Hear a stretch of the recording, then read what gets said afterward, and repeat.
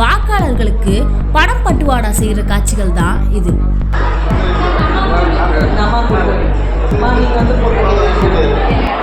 ஈரோடு கிழக்கு இடைத்தேர்தல் வர 5ஆம் தேதி நடைபெற இருக்கு. இதுல திமுக சார்பில் போட்டியிடுற வேட்பாளர் சந்திரகுமாருக்கு வாக்களிக்க பணம் பட்டுவாடா செய்யப்பட்டு வருது.